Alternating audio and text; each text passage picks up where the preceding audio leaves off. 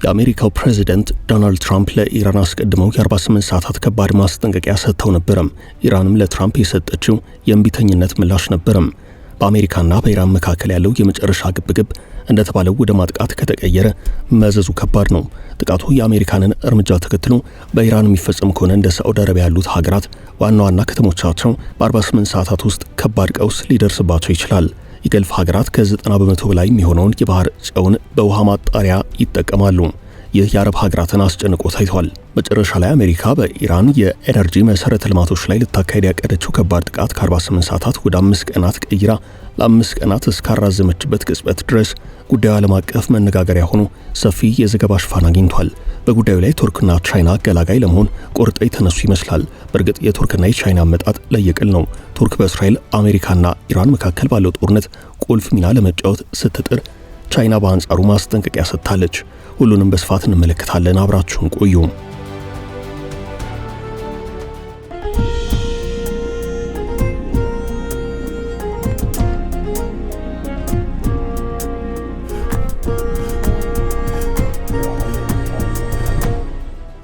አሜሪካና እስራኤል በጋራ በመሆን ኢራን ላይ የከፈቱት ጥቃት አድማሱን እያሰፋ ከ20 ቀናት በላይ ያለማቋረጥ በሰማይ ትንቅንቅ እንደቀጠለ ነው።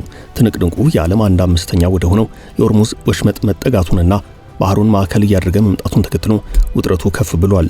የአሜሪካው ፕሬዚደንት ዶናልድ ትራምፕ በኢራን የኤነርጂ ተቋማት ላይ ጥቃት ለመሰንዘር የ48 ሰዓታት ጊዜ መስጠታቸውን ተከትሎ ስጋቱ አይሎ ነበረም።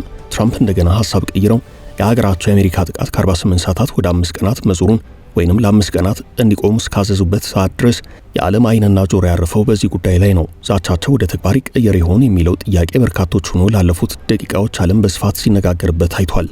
መጨረሻ ላይ ትራምፕ ባለፉት 2 ቀናት አሜሪካና ኢራን በመካከለኛው ምስራቅ ያለውን ግጭት ለመፍታት የሚያስችሉ በጣም ጥሩና ውጤታማ ውይይቶች ማድረጋቸውን ይፋ አድርገዋል። ይህን ተከትሎም አሜሪካ በኢራን የኃይል መሰረተ ልማቶች ላይ የምታደርገውን ጥቃት ትተዋለች። ለ5 ቀናት እንዲቆም ትራምፕ መወሰናቸውን ገልጸዋል። ቀደም ብሎ የኢራን ብሔራዊ መከላከያ ምክር ቤት በኢራን የባህር ዳርቻ ወይንም ደሴቶች ላይ የሚሰነዘር ማንኛውም ጥቃት በፋርስ ባህረ ሰላጤ ውስጥ ያሉ የመገናኛ መስመሮች በሙሉ በፈንጂዎች እንዲዘጉ እንደሚያደርግ አሳውቆ ነበረም። ይህ ማስጠንቀቂያ የተሰማው ትራምፕ ኢራን የሆርሙዝ ወሽመጥን የባህር መስመር እንድትከፍት የሰጡት የጊዜ ገደብ በማለቁ ነበረም። ትራምፕ በኢራን የኃይል ማመንጫዎችና የኤነርጂ መሰረተ ልማቶች ላይ ሊሰነዘር የነበረውን ጥቃት ማራዘማቸውን ተከትሎ የዓለም የነዳጅ ዋጋ ከ13 በመቶ በላይ ቅናሽ አሳይቷል። የድፍድፍ ነዳጅ ዋጋ በ15 በመቶ ወይም $17 ቀንሶ አንድ በርሜል $96 ደርሷል። በተመሳሳይ የአሜሪካ ዌስት ቴክሳስ ኢንተርሚዲየት የነዳጅ ዋጋ በ13.5 በመቶ ወይም $13 በመቀነስ አንድ በርሜል 85 ገደማ ዶላር ሆኗል። ይህ የዋጋ ቅናሽ የታየው ኢራን በባህር ተሽከርካሪዎች ላይ በሰነዘረችው ጥቃት የሆርሙዝ ሰርጥ የባህር መስመር በመዘጋቱ ምክንያት የነዳጅ ዋጋ በአንድ በርሜል $100 በላይ ለገበያ ከዋለ በኋላ ነው። ችግሩ ግን ዘላቂ መረጋጋት የሚያሳይ አይደለም። የሚቀጥሉት 5 ቀናት ላይ ብቻ ሊቆይ ይችላል። ከ5 ቀናት በኋላ ሌላው ውጥረት ይከተላል። አሜሪካና ኢራን ከ5 ቀናት በኋላ ምን አይነት አቋም እንደሚይዙ አልተገመተም። ትራምፕ ለኢራን የ48 ሰዓታት ጊዜ በሰጡ ወቅት አዲስ የጦር ስልት ኢራን ይዛ መምጣቷን የሚያመላክቱ መረጃዎች ሲወጡ ነበረም። አዲሱ የኢራን የጦር ስልት ወጪ ቆጣቢ ነው እየተባለ ነው። ዓላማውን በቀጠናው የሚገኙ የአሜሪካ እስራኤል ተባባሪ ያለቻቸውን የገልፍ ሀገራትን ማጥቃት ነው። ትራምፕ ለኢራን የ48 ሰዓታት መስጠታቸውን ተከትሎ የኢራን ምላሽ ጥቃት መሰንዘር ስለሆነ በከተሞች ጭምር ከባድ ቀውስ ሊፈጥር የሚችል ነው። ኢራን ትራምፕ ማስጠንቀቂያ እንደተሰማ ከአሜሪካ ጋር ግንኙነት ያላቸው የኃይል መሰረተ ልማቶች ላይ የአጸፋ ምላሽ እንደምትሰጥ ዝታ ነበረም። ትራምፕ ከ5 ቀናት በኋላ የኃይል ማመንጫዎችን የሚያጠቁ ከሆነ የኢራን ምላሽ እንዲህ ነው የሚሆነው። ኪሳራው ቢደርስም ለ10 ዓመታት የኢራን መንግስት በምጣኔ ሀብቱ ላይ የሚደርስ ጉዳትን፣ የህዝቡን ስቃይ፣ አብዮታዊ እሴቶችን ለመጠበቅ በሚል ተቀብሎና ተቋቁሞ ሊቀጥል ይችላል። ይልቁንም የኢራን ባለስልጣናት የትራምፕን ዛቻ እንደ ተራ ነገር ቆጥረው ባህረ ሰላጤው ሀገራት ላይ የሚፈጽሙትን ጥቃት ይቀጥሉ ይሆናል የሚል ስጋት አለም። በዚሁ ከቀጠለ የምጣኔ ሀብታቸው በነዳጅና ዘይት እንዲሁም በቱሪዝም ላይ በተመሰረተው የባህረ ሰላጤው ሀገራት ላይ ከፍተኛ ጉዳት ያደርሳል። ኢራን የሀገራቱ የህይወት ዘይቤ ቀንደኛ ስጋት ሳትሆን አትቀርም። የገልፍ ሀገራት በጦርነቱ ኢራን እንድትዳከም ቢፈልጉም የመልስ ምቷ ግን አሳስቧቸዋል።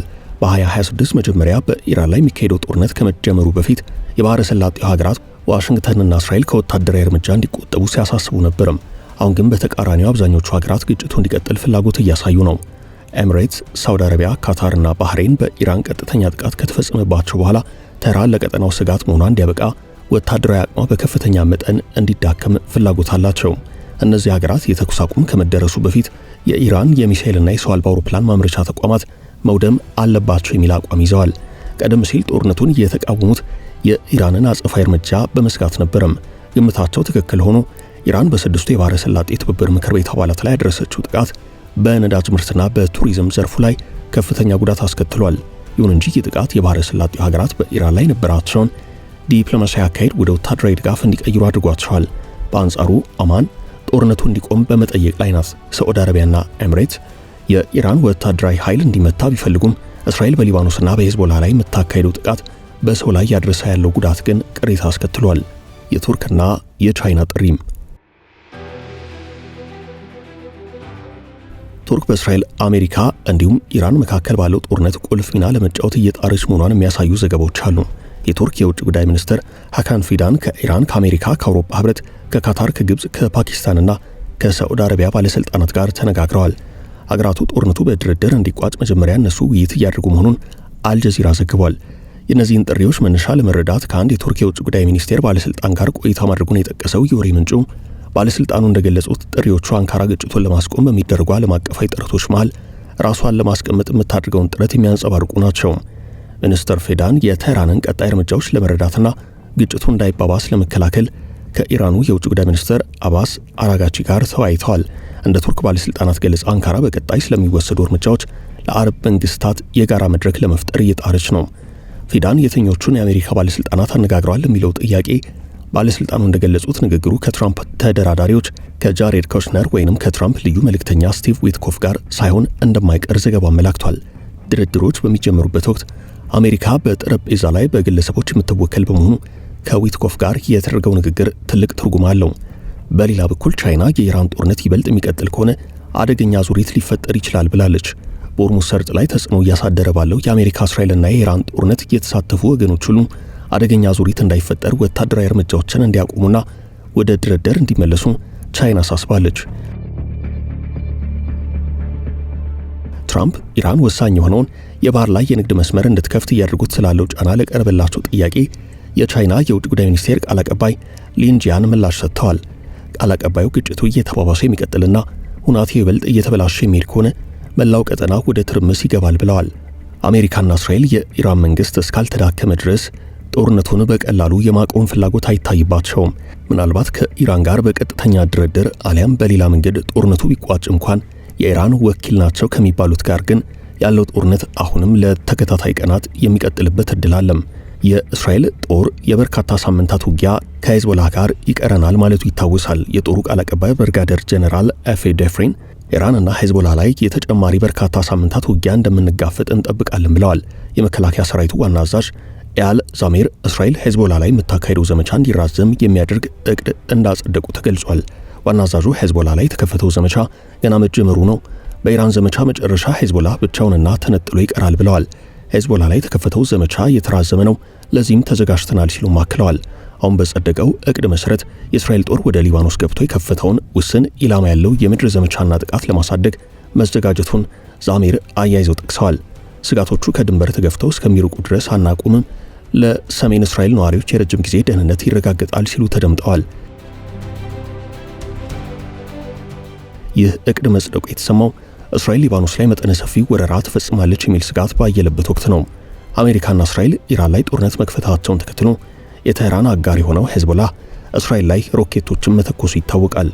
የሆነ ሆኖ የጦርነቱ መቀጠልና ለመቀጠል የሚታወቀው ከ5 ቀናት በኋላ ነው። ከ5 ቀናት በኋላ የኢራን የኤሌክትሪክ መሰረተ ልማቶች በአሜሪካ ጥቃት የሚፈጸምባቸው ከሆነ የእስራኤል የኃይል ማመንጫዎችና በቀጠናው ሀገራት ለሚገኙ የአሜሪካ የጦር ሰፈሮች ኤሌክትሪክ የሚያቀርቡ ተቋማት የአጸፋ ጥቃት እንደሚያደርስ የኢራን አብዮታዊ ዘብ የተናገረውን ይተገብረዋል ማለት ነው።